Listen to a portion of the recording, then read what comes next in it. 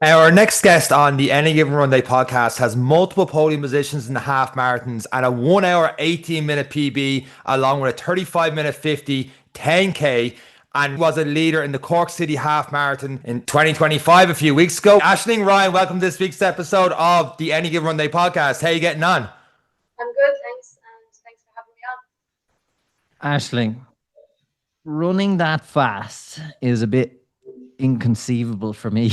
That they are phenomenal times, phenomenal efforts.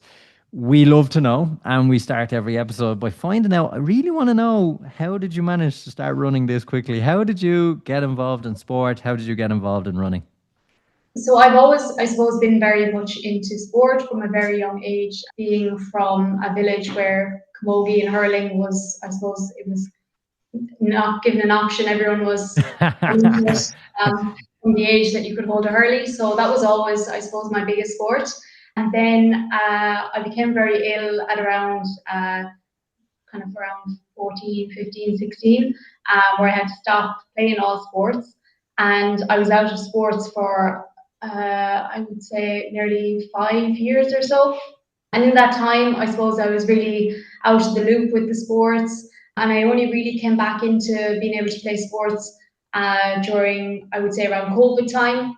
I kind of started going back into the gym, really trying to like build up a bit of muscle, a bit of strength again. I'd kind of lost all of that, and really just to, I think, really find my love again for sports. And I think when I originally went back to camogie, I just found I was kind of more anxious. I'd been out of it for so long, out of the loop. And then I really realized I just kind of didn't want to be on the pitch. I wanted to be running around the track, around the field. And I think that's where it really kicked off for me. I just kind of started going out for a run, clear my head, and then started building up, I suppose, the kilometers, trying to, I suppose, improve times. But it was never something that I really thought I would be good at. I would take it seriously, and it just kind of really went from there. Taking yourself away from a sport, for example, team sports, and I know myself, it's really difficult to leave a team environment and then transition into the single mindset, the individual sport that is running, even though there's so many great clubs around there. Did you get involved in a club, or was it COVID time just the 5K radius? Let's just, obviously you spent time away through illness, you were back in, you were doing strength training. Did running just kind of become the more natural, I really like this element of it? Were you one of the, let's say, the freaks that actually enjoyed running when you started back into it during COVID, or how did you take back to that individualness, and in particular then that feeling of running? So I think there was many different, I suppose, parts to it. The camogie side, I just realized, like the girls became so much stronger, and they just had been, got so much better at the sport. And I remember I was just getting anxious, the thoughts of the ball even coming near me. And I just really realized, this is not what it was. Whereas before, when I was playing it, I was the one who was never afraid, and I never held back, even though I was probably the smallest one on the pitch. That would never hold me back. And it just really, I suppose it was kind of a bit, I was taken back really, I think, by how much, my feelings towards the sport had changed. And then when I found, I suppose, running, I'm very much I suppose, a determined person. I'd always want to win. So I suppose there's two sides of the coin. When you have a team sport there, you've teammates there around you to rely on you. And then when it comes to running, you only have yourself, and that can be a good thing and a bad thing, because you don't have people there to kind of bounce off of or to kind of spur you on at times. It's just, you and your head. And on the other side of things, I found for me, running was kind of an escape. If I was having a tough day or I was stressed out about something, I always run with music. Music was always my other outlet. When I was in hospital, I would just listen to music all the time. And I think that's kind of where I was able to merge the two. And when I'm going out for a run, I put on my music. I think it's just kind of really, that's my escape. Now, before I judge you here, Aisling, do you run races with your headphones on? I don't, but there's. She's lucky. Yeah, I would love to. I consider it almost every time. And then when you look at all the top runners, you consider when you're, when you're in the race and there's so much going on around you. It's not just for myself, but it's also, I think more for the safety of everyone else as well. I think it is always better that you're more aware of your surroundings, but I definitely have the thought in my head that if I did have the music, I think it would spur me on more when you're hitting that wall and then a good song comes on, because that's what happens when I'm out usually. If I'm coming towards the end and you kind of feel like you're getting, the legs are going dead, a good song comes on, you get this kind of extra spurt of energy. I think definitely. Look, not that we would have ended the podcast. Actually, maybe we would have. No, I would have changed my mind, Eric. Has she with her headphones? She said, "Yeah, I have headphones on. I'm like 118.5. I don't care what I've said in the last 260 odd episodes. I would have been like, I'm wearing headphones now in races. That has to be done. If I helped." I definitely would like to try it. Yeah, look, it is one. Look, we know, like I know myself, training runs, particularly on my own, it's part of the kit. The headphones are on. When you spend a lot of time on your own, like sometimes you can be on your own nearly too much, and the music is a nice distraction from that as well, particularly in the training environment. And then I suppose the race attitude, well, particularly. How did you find, obviously, moving out of COVID? Because for me and Sean, we know where we stand. Like, we know we are middle of the pack. Sometimes, now, in fairness, Sean is doing some good runs and top of the pack. How did you find coming out of COVID, taking on a race and then realising, actually, I'm actually not so bad at this?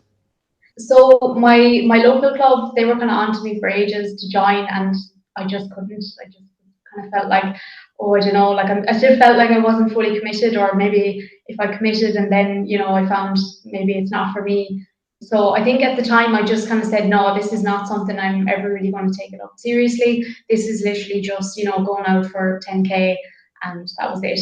And then I eventually gave in and I joined, and I met some amazing people and did some of the local races and won a couple of the races, and it was really, really nice. And I think that kind of encouraged me, okay, maybe I should keep going at this and try to keep improving. And then it wasn't until I kind of just had got to like that, and then I actually ended up moving to Switzerland, where I continued just to train by myself. I definitely missed that aspect of having the local races, the local club, meeting up with people on a Sunday to go for a run. So I was kind of back to running by myself. And then it was only the following September, I eventually decided, look, I'm just going to sign up for a half marathon, just purely for fun, really, not expecting anything of it. And then ended up placing 6th overall, where I was kind of going, okay, maybe I could really give a go at this and see, how well I could do with it. On joining a club, you've kind of hit on a point that happens a lot of people, even myself. It's like, I'm not a runner, so I'm not going to join the athletics club. I'm not a boxer, so I'm not going to join the boxing club. It's the impression for me, and this is my own perspective, I feel like I need to have an accolade before I rub shoulders with some of these people. What is your advice, I suppose, and because it's so fresh in the history of joining a club, a new club and a new beginning, what is your advice for people who are having them feelings about getting involved with their local club? And you can name your local club and they can pay us for promotion. So my local club is Dundrum Athletic Club, and I think not even not having the accolades, but I think it was just I was so used to just going out running by myself with my headphones, and then I didn't know, what was going to be involved with the training, and I just kind of thought maybe I wouldn't enjoy it. Instead of just going, right, I'm just going to go give it a, and eventually I gave in, and then I ended up, making great friends there who I would still connect with as soon as I go back to Ireland, and we go on a Sunday long run and just catch up. And that's what I enjoy most, actually, when I'm home, just catching up with people, going for a long run. But definitely for people who are kind of considering it but just not ready to take the leap, I think it's something, that is definitely becoming much more popular recently. You see so many running groups popping up, and they really do kind of make it clear that all levels are welcome. It's not really, it's more of a social, I think, event now than anything. And you just end up meeting so many new connections every time. I only went to a new running, just to try a new running club. They had an event on a couple of weeks ago here in Switzerland. Ended up meeting new friends that I'm still like connected with and stuff like that. So there's always something, I think, to be got from it, even if it's not just going to, improve or, worrying about your running times. a whole other social aspect to it that I think people appreciate much more than the running side. I think just to go over that again, your first half, me and Eric did our first half, the goal was finishing, and I remember 10 miles in going, that mightn't happen today. And he dragged me on that last couple of miles. And back then I thought miles over kilometers because in my head, 13 miles sounds easier than 21 kilometers. When you're in dabbling in the running clubs, you're going over to Switzerland. Am I right in saying you weren't coached? You just did your own kind of runs and stuff? And if so, what kind of running were you doing? Were you just putting the headphones on and just going, today I might do this, I might do this? Or during COVID, were you trying to, how do I structure my running and stuff like that? Were you running on field, or how are you doing it? Yeah, so pretty much self-taught. I think I have, made little changes. I think, to be honest, I think with my history of having an eating disorder and really kind of pushing my body to the max, I've really learned a lot from that, even from a nutrition side. I learned a lot, I suppose, in a bad way in my illness about calories and nutrition. So I feel like I've a huge knowledge there from that. But I've learned, with the running, I've actually gained a lot from it because I've been able to flip it. I understand now, there's I suppose a line where I know I can push my body, but if I push it too much, then I know that's not going to, be helpful for me. Luckily, I haven't actually had any injuries, and I think that's just down to just learning to listen to my body, because I know many people can fall into the trap of when they start out, they really enjoy the run, then they say tomorrow I'm going to, run much longer and faster, instead of realizing, it's important as well to give your body time to recover and rest. But I would say in the beginning, definitely I was just going out running the same pace all the time. I didn't know really much about speed sessions or anything like that. But I would definitely say in the last, I suppose, year or so, I've tried to maybe switch that up. I quickly, realized when I moved to Switzerland, it's pretty much hills everywhere here. I was like, oh God, I was like, this is going to be awful. And now I've actually learned, this is a huge advantage for me, and I need to really, use that. So there's often times where I will run up the back here where I live, and it's about 600-meter incline, and I love it because we're running through a forest. It's so scenic, and I know it's also great training as well, but something I enjoy. When you mentioned the eating disorder, obviously I'm assuming that's what took you out of sport through your teenage years up until you're 18. Coming out of the other side of that, and there are people who are listening to this that may have sons, daughters, they may be themselves, may not even be aware that they have some things. What are some of the things that we should be looking at with the experience you have and the knowledge you have and the feelings you felt? What, I suppose, what was going through your head at the time, in particular when you turned onto a road to recovery? And then obviously you've mentioned you've now using that to your advantage because you've learned a hell of a lot. Yeah, I suppose I was stuck in, that really bad place for, I'd say, 12 years or so. I was in and out of hospitals. I was in a general hospital, I'd say, for about a year, on bed rest. I wasn't allowed to, get out of bed, do anything. And it was just a really, tough time. And I thought, like, this is just miserable. You kind of start to give up hope. You see all your friends are out enjoying themselves. It's your 21st birthday and you're stuck in the hospital, and you're kind of going, how many more birthdays am I going to just be lying here? It's just, you go through phases of, tomorrow I'm going to get up, I'm going to, eat and try and really get back and start fresh. And then your mind takes over and it doesn't allow you. And, it's like this, I would say it's like a switch. And 1 minute your head is you're completely, you feel like you're in control and you say, right, I'm going to do this, I'm going to get better.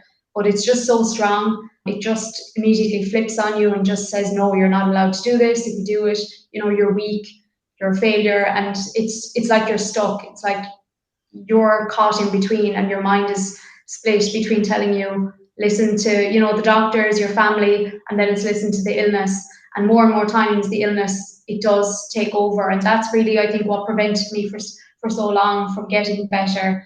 I think at the end, it's really, really difficult when I do speak to people who are struggling right now, because at the end of the day, the only thing that really got me to, think clearer was regaining weight, because I was just so low that, you can't think, you can't process anything.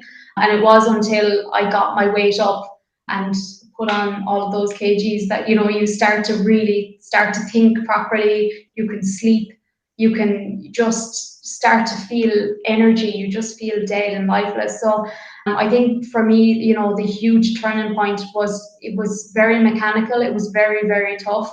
You go through so many different phases, your body is rejecting because it's just been so used to being in that, starvation mode. But once you can get through that, and you really go through all of the emotions, but once you can just stick through that, it does get easier. And that's what I always try to tell people, is that it does get easier. But when you're in that scenario, honestly, it just feels like it's the worst thing in the world. And definitely, looking back now, I learned so much from that time. I'm just, I suppose my biggest regret is not getting better quicker, but also, there's many times where people won't ever get through that. So I also have to think, I am very grateful for being where I am and to be so much stronger than I was before the illness. I think it really does teach you to be so much stronger mentally and physically. It's phenomenal to see that the positivity bred more positivity, that in terms of once the nutrition was coming back. You mentioned you started in the gym, obviously on a strength program to try and build strength on what would have been a weaker body. How did it feel, I suppose, when you were going through the strength training to see the marginal gains? Obviously you touched on it, that it was leading to better feelings, but for you yourself, having been so sporty, to starting to conquer or starting to climb that hill and then moving into the gym for yourself and moving your body and seeing some strength coming back, what were them feelings like for you? Again, I think it's a mix. There's some days you wake up and you feel great, and there's some days you wake up and you feel horrible. And I think it's just, you have to really rationalize that. And again, that's all got to do with, I suppose, the whole, body image issues and things like that. But definitely, there was, it's a very complex illness, and people will think it's all got to do with body image, and that's why people, develop an eating disorder. But it's very much the opposite of that. For me, it was a coping mechanism when I was struggling in school with, I had a very tough time in secondary school. I was a very quiet, shy person, and just found it really, really difficult when there was very strong, I suppose, personalities there, and you're trying to deal with that, and you don't really have, the courage to stick up for yourself. And then I started to really internalize all of that, and I started to think, oh, I'm the problem, or I just literally threw myself into, let's just get healthy and fit, and that will just, take away all of the problems. But it didn't, of course, and you just really fall into that cycle very quickly. And then I suppose I always had to be conscious going back into the gym. My parents were always very afraid of me going back playing sports or anything like that, because of course they feared that I would fall back into the trap of, being going to the excess with it. So to be honest, I even started going back to the gym, but I didn't tell anyone because, I just knew that they'd be very frightened and afraid.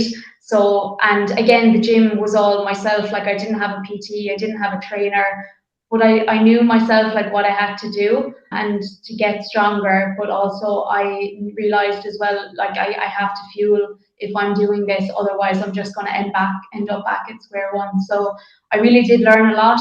Even now, I still go to the gym, and I suppose I want to get stronger now. Whereas before, when you're in, I suppose, that bad state, like you're literally just, I suppose, shrinking your body, and strength, muscle, all of that is gone out the window. So for me, I just, every time I feel myself getting stronger physically, it's also on the mentally side as well. So how do your parents feel when you say, well, listen, I'm going to start doing half marathons? Because to me, running and endurance are probably the most addictive sport I have ever done. And like Sean will say on the other side of the table there, that he wants to go further. I want to try go faster. Like, it's running in its essence after the 5Ks, 10Ks. It's super addicting. But how are they with that? And then I suppose there's a mental side to this, as you've correctly said, and you've endured a hell of a lot, internalized a hell of a lot, worked quite hard on yourself for a long time. I am that person as well, very hard on myself a lot of the times. And for me, running is a massive release. Whatever, I suppose, tension I've built up, or whatever anger I had, or whatever, after 6, 7, 8 kilometers, I haven't got the energy to fight myself anymore. How was, one, the transition into running for you and your family, and then with all of that now in mind, and then What does running do for you in that sense? So I suppose the transition was, I had been running, I suppose, since COVID, and I was living at home at that time. And I think they'd always know by looking at me anyway, like if, or if I wasn't eating and things like that, that they were the red flags really for them. But when they knew that I was, I suppose, eating, and they'd also, they'd pass little comments, be like, oh, don't overdo it now, or, make sure now, those little, and you're kind of going, yeah, I know, like, so, and even, it's funny because even though they're not here now and I'm living in a foreign country, like they're always, you can always hear their little voice on your shoulder going, oh, well, make sure. So, I think thankfully, I think it's past the stage of them worrying, and they see, I suppose they'll always worry because as well being the oldest as well. But Well, their parents say the parents will always, and it actually gets worse when you move away. yeah, so I think, we'd always have like, you'd video call them when you're away, and I think, they'd be kind of looking at you going, okay, no, I think she looks healthy, and they know that once they know that you're looking after yourself. But I think definitely they know now that I have, turned the page, and that look, she knows now what she has to do, and she is doing that, and so I think definitely that has, and it's given me a bit of comfort as well, because in the beginning you feel like you're kind of betraying them if you're going behind, going to have to do it in secret, and that's not something that's enjoyable. You want to be able to do it, and not feel like you're, frightening them by you doing it, or, making them stressed out about it. But definitely that took a long time again to rebuild that trust, that they knew that, you were going to be able to, you were doing it for the right reason, I suppose. And even for myself, sometimes I had to question, am I going off and running because, is it to burn energy, or are you doing it because you enjoy it? And I always say to myself, if it comes to the stage where I don't enjoy running, or if it's any sport that anybody's doing, then I think that's, maybe time to rethink, or, if the enjoyment goes. Obviously, then moving to the likes of Switzerland, because I suppose location or change of location can upset routine quite often. It was obviously a big worry for your parents, but from our perspective, and listen to you, big step in your life to move away from home comforts and to step into unknown territory. What brought the move to Switzerland, and was it a big step in your journey as kind of ticking the box on the way to recovery and beyond? Yeah, so I met my boyfriend back in Ireland, and he's Irish, living over here already. And I suppose we just got on very well. And yeah, I decided just to make this big move over to Switzerland. I'm sure my parents were a bit but yeah, still here 3 years on. So thankfully it's all worked out. And obviously he's a great support as well. But yeah, I think I never even knew anything about Switzerland before I moved, but as soon as I moved, I just found, yeah, this would definitely fit my lifestyle. As you guys probably know, it's very active here. They love the outdoors. So it's pretty much perfect for what I love. There's running, there's hiking, there's skiing, there's pretty much everything. So definitely, it's been a great couple of years, and it's given me the opportunity to do the races here, which is something that I never thought I'd be doing in a foreign country. And it's just a really good experience, and it really kind of, I suppose, had the opportunity to build myself, and continue my training myself, with great facilities around me, with a great running track just down the road from me, loads of hills. So all of that is definitely great, and something that I've tried to use to my advantage. Dundrum are jealous now. I think you can't talk bad about them anymore. They were your first. To bring it back then to the running, I suppose when we get back post COVID, you podiumed a few races and stuff. Yeah. Feeling of crossing the finish line and doing so well, did that spur then on to, so in a couple of 5Ks, 10Ks, then the half marathon you signed up for? Was that the then time or the decision to go, okay, I'm doing really well, but if I figured out what speed training was, maybe I could do a little bit better? How was the introduction to coaching to you and to your performance? So I suppose I'm very much I've tried to, I suppose, change things up as well with, I've done a bit of cycling since last year, and that also helps. doing a bit of like cross training. I suppose you kind of see as well what other people are doing and go, okay, maybe I should start doing a bit of that. And I think we're all guilty of that kind of, oh, what's this person doing if they're doing so well? And then I think it's just what kind of fits or works for you. I think some weeks obviously you've been a really good routine for going to the gym, and other times, the weather is nice, so you just want to be outside. Yeah, I mean, for me, the whole idea of coaching is something that I've kind of considered a lot on and off for a while. But then I think as well, it's also, I suppose my biggest fear with it was that maybe it would take away again from the enjoyment of it, and it would make it more of a chore than anything. But definitely, I suppose even doing the Runner's Diary podcast there recently, it just kind of, I suppose, gave a taster for what it would be like. We had some of the guys there giving us, tips and with the coaching side of things, which was really nice, because especially when there's days as well where you think, one of the guys would be saying, right, run this pace. And I was like, there's no way, I can run that pace. And then you do it, and then you're like, okay, maybe, and it kind of, I wouldn't have done it only for he told me to, but there's just times like that where I think it is beneficial when you have someone there, I suppose, when you think, oh, this is impossible, I'd never be able to do that. So I think definitely there's pros definitely to having someone there, and just to even give you that bit of accountability and reassurance. And that was all in the lead up to the Cork City Half Marathon when you were a leader. Yeah. What is a leader at a Cork City Half Marathon? Because it's something me and Eric would never be asked about anything like that. When I first saw it, I was like, oh, she's a leader. What's that? So I was at home over Christmas, and it just popped up on Instagram, and basically what they were looking for, there was no real criteria, but just people that would maybe inspire others, and just to come on and to tell a story. And I just thought, maybe I suppose my illness is not something I'd ever really spoken about too much. I first kind of mentioned it last year after coming third in the Zurich half marathon. But I think it's something that I kind of, I suppose, hid for a long time, or was maybe too embarrassed or ashamed to speak out about.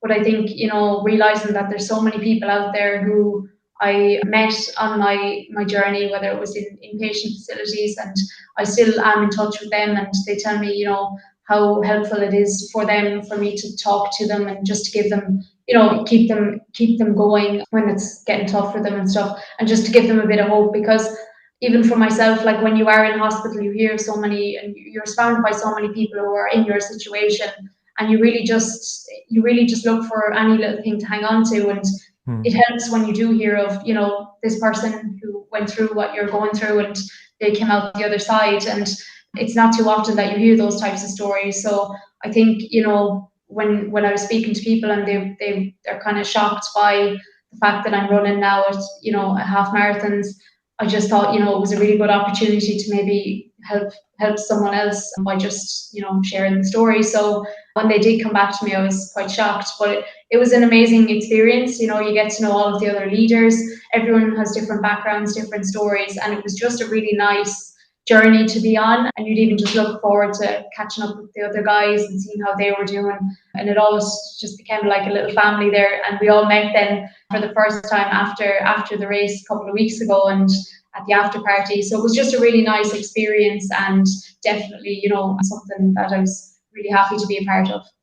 We've talked there about, obviously you're a leader for the half marathon that day, and there's different options for that day. And the intro, we talked about how you've like a second place finish in a half marathon, you keep getting better at the half marathon. Is that your race? Did you just fall into that and you feel like that's my race now? Or like Eric said earlier, he wants to go faster, so he might drop down to a 10 or a 5. I feel like ultra marathons where I can run all day, and run's a strong word for what I do, but is half marathon your race? I not intentionally, but I suppose I've done 4 or 5 now. And yeah, I suppose when you do one, you're kind of going, oh, I'll do another one and hopefully I can get faster. So definitely, I think, obviously my goal is to keep knocking off that PB. But even, I suppose, even before I flew back at the weekend, I did a 5K back home. And that was, I was kind of a last minute decision. And I didn't know how the legs would be the week after Cork Half Marathon.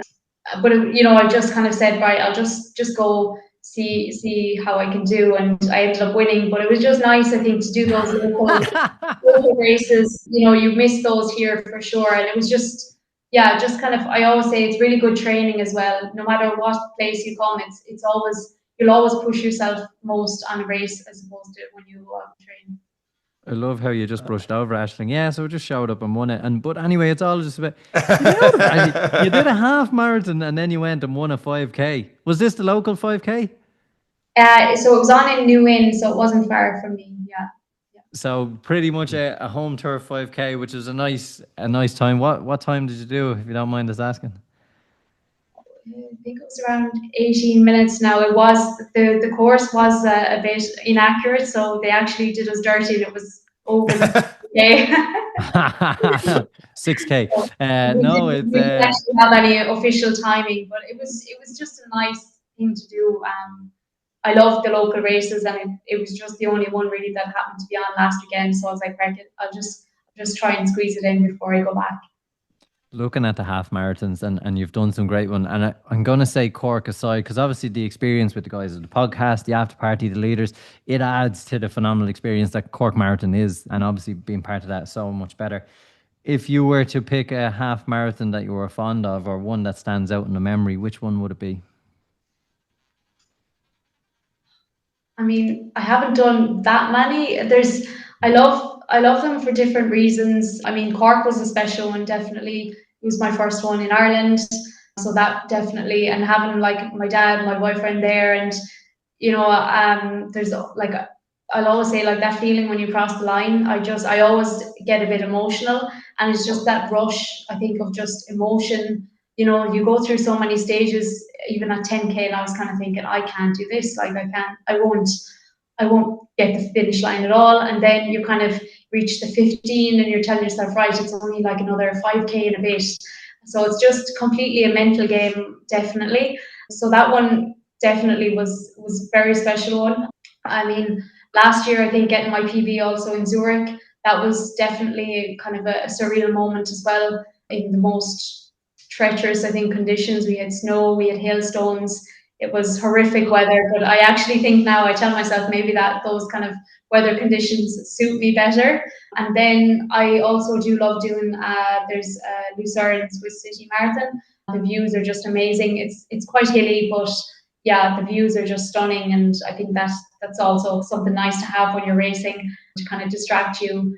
But yeah, I think doing one back home was definitely really special and something definitely I want to maybe plan again for next year. Did did you do the 1:18:26 in snow and hail?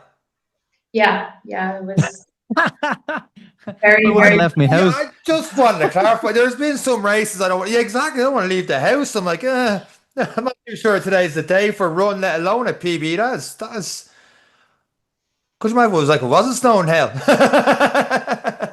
Yeah, it was, and that's why even this year we were like kind of wondering, what would the conditions be like? Because we just know last year, and it was in May, so it was Yeah. completely out of the blue. It was definitely not expected, but it just kind of goes to show you never know what you're going to get. But this year it was, the conditions were better, but I didn't get a PB, so maybe the snow kind of suited.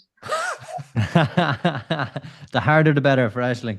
Yeah. It definitely, when you look at that, and I know Sean was alluding to it, would you ever consider now the marathon? Is that something that you would tickle your fancy, or for right now, are you just happy with half marathons? It's definitely something I want to do. I mean, even just to say that you've done the marathon, but no, 100% something that I will do in the future. I've never ran that distance. I think my longest run was about 33 kilometers. But I think for now, I've two more half marathons lined up for this year. So definitely I'll be hoping to maybe get a PB at one of those at least. And then, maybe see how those go. Definitely I do want to do a marathon, but I don't think I'll be aiming for any mad paces that I'd be doing for the half. Do you find now, Ashling, with getting podiums and stuff now, it's like that because you're getting that, you like, I need to, I'm close to like PBs, I'm close to the top spot, whereas a marathon could be something that's, I suppose, no pressure, but it's an unknown. It's not really. Do you get that real enjoyment out of racing and just seeing, okay, this is the day where I'm kind of chasing that person down. I know I could do really, really well in this event. I do get myself very worked up before races. I do. I'm just like, even like going to the race even last weekend, and I was lucky. I actually slept pretty well before it because usually but even the week leading up, you start panicking, you're kind of going, oh, you start questioning things. How am I going to fuel? Should I change this or that? But then I think when you're in the race, again, you go through loads of the emotions of like, feeling like you can do it or you can't. And now I say to myself, if I do a marathon, it would just be to finish it. But knowing me, that would change, that I'd be kind of looking at times. So I think I'd be lying if I said I'd be doing it just to finish it. My competitive side would take over and I would start, saying, oh, I have to do this.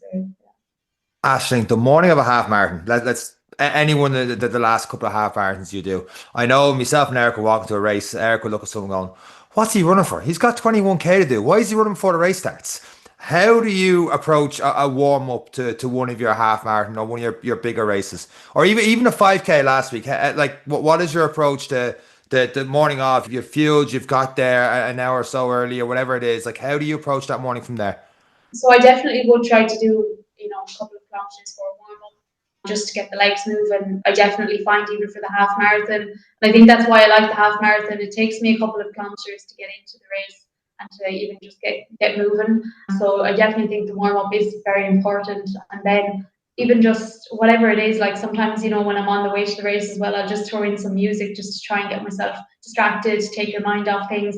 And I think just being prepared as well, when you're there in time, you know what you're doing, where you're going, all of those things just kind of help make you feel more at ease. And then, just kind of making sure that, again, you've done your fueling, and I think you just have to, again, reassure yourself, look, I've done all the training. There's always going to be fears of, maybe having tummy issues on the day or something like that. That's always in the back of my mind. But there's going to be things as well that you can never control. And, even just when you hear stories of the top athletes that, just have a bad day or something doesn't go their way. So you're never going to have a perfect race. But again, I think every race that you do is experience, it's learning. And even for me, like I still feel like a complete amateur. I'm still questioning things from, fueling and everything like that. But, just trying to learn each time you race and each time you're preparing or going for a training session that, if I do something here that doesn't work, then, you learn, and just to really try and bring all of them learnings together on the day and hope it all pays off. Aisling, you touched on as well, you're learning as you go, and obviously you're in the home of the hill session. So what does a week in the life of Aisling look like now in a training block building up to a half marathon? How do you kind of break down your week in terms of training? So I'd say for the last 6 months, it's definitely been a lot more structured as opposed to, really not having guidance there. But I think a big learning for me, this preparing for the Cork, was being told to, focus more like slowing down for easy runs and things like that. Whereas I would be kind of going out doing the same pace all the time, but just kind of, and I think I've definitely learned a lot that rest days are important. And I've actually kind of looked forward to them as well because, realizing that, if I take a rest day and then go and do a speed session, then that will hopefully stand to you and you have the energy there to get more out of your speed sessions. I definitely always love a long run, usually at the weekends. And then in between that, then just going out and doing your long run, your speed session. And then in between, it could be easy runs, it could be going out on the bike, it could be going to the gym. So I do love varying it, and I never wanted to get boring. If I kind of also go off of how I feel. If my legs are feeling heavy, I won't go out and start running up the hills. I'll save that for when I'm feeling up for it. And I think the biggest thing, and the thing I suppose people should really realize, is that everyone's different, and you can't see people getting plans and kind of a general plan. And I definitely don't think one size fits all, and that some people will be more prone to injuries than others. And it's just really important, I think, always just to kind of listen to your body if you do feel a niggle and stuff like that, because I definitely made those mistakes earlier on and not listening and just going out and running, and then you're injured. So I've definitely learned the hard way from doing that. You had that structure, you said, leading up to Cork. Yeah. You're pretty successful before that structure as well. Are you getting coached now, leading into your next couple of half marathons, or are you happy to go, okay, I've learned there, I'm back on my own with implementing a few things that I've learned? No, I don't have any coach. I suppose it's something that I'm always kind of going, maybe this is the last opportunity here by not having a coach. But I have learned a lot, but I definitely think, I don't, there's always people out there who will know more and have better experience and knowledge than you. So I definitely wouldn't say I would get my best, peak performance by going on my own. But also I do enjoy having, I suppose, the variety there of, whether it's cycling or cross training or whatever it is. So yeah, that's something that I'm actually, having a look at the moment, just to see what the next kind of plan is. I'm kind of, yeah, since coming back, today was a kind of an easy day, but still just trying to really kind of, I think it's important as well after your races to kind of take a little break, or just to kind of sit back and just see, right, what's the next plan. And look, coaching isn't for everyone either. It's not a lot of times people can say it's a must. It depends on your goal, and it depends on if you suit you. Like for example, coaching for me is very difficult. I've been doing a coaching plan for a little while, but I'm all over the world. So like sometimes I just have to rely on what I know, and coming from what you've done, and you've done phenomenally on your own. If it's not broken, why fix it? I have a good system. I've picked up some nuggets. I've implemented them. I'm getting faster. So at the same time, listening to yourself sometimes, and training around how you're feeling is probably the best bit of advice coaches can give as well. So far you're doing okay. So it's definitely it's not something that's majorly required. And then sometimes if you need to go that extra mile, it might just be the extra nuggets to let someone else drive as well, and you just show up. But as long as you're enjoying it, and I suppose that's the premise that you started this conversation with, was to enjoy sport again and enjoy the feeling of getting out, music and all, just not on race days, which we love to see, Aisling. We love to see. Yeah, no, definitely. To wrap it all up, Ashling, just seeing a lot of your Instagram stuff, and you're putting yourself out there with your runs and different things and the reels, and that's where I first saw you on that. How easy did that come to you? Because I know myself and Eric, when we first started this whole podcasting thing, he hates it. He like shakes his head. I'm like, Eric, you need to do a little bit for this and all that. He's like, nope, not doing it, not doing it. And then we'd someone going, oh, you need to do dancing TikToks. We're both like, nope, not happening. Now I'm not saying you do that, but like how easy was that coming to you, and documenting your journey, and you say everything else that comes into it now, like just to sum that all up, like. No, I really enjoy social media. I love it. Like, I do like, I suppose actually my biggest downfall with that again is being, a perfectionist. So I could be there for ages, like going, oh no, I have to get it to the beat. So I'm a devil for that. And, some people like, just post it, like, and I'd be like, no, I have to get it perfect. So, if I wasn't such a perfectionist on that as well, I would definitely have a lot more content out there. But I could be looking at a post for about a week, making little tweaks on it. But yeah, that's just me. But I definitely do enjoy it. Obviously, I definitely would like to be kind of more active on social media, but I don't want to be, annoying everyone all the time either, whether it's posting mountains here in Switzerland or wherever. So yeah, I'm sure people get a bit bombarded as well. Do you know, I had that feeling as well, like I was inconveniencing people. But what we've soon learned over our 5 years of doing is the people who don't care leave, people who care come. So the more you post of your journey, which is a fantastic journey, and what you're doing is influencing so many people in such a positive way. So our input would be post the mountains, post the good times, even if it's offbeat, because those who are targets, and those who appreciate what it is you're doing will stay, and more will come. So it is phenomenal. Your work that you do is good. It's good that we know the perfectionists. We're going to start critiquing it now in the comments for the next few weeks. Eric can't critique crap. And I'm gonna sign it. I'm gonna sign it as Sean as well. Aisling, it's been phenomenal listening to your story, and I know it's impossible to put into words over the last 15 minutes, from like just reading on some of the stuff, from like being in a wheelchair, osteoporosis and all the rest, and then coming from that into the runs and everything else you're doing now. It is absolutely phenomenal. People should check out on Instagram, and best luck the half marathons coming up, and maybe that future marathon down the line. Yeah, who knows? But no, definitely gonna keep going, see where it goes, and yeah, just hopefully keep enjoying it and keep putting out content, and hopefully encourage others as well to keep going.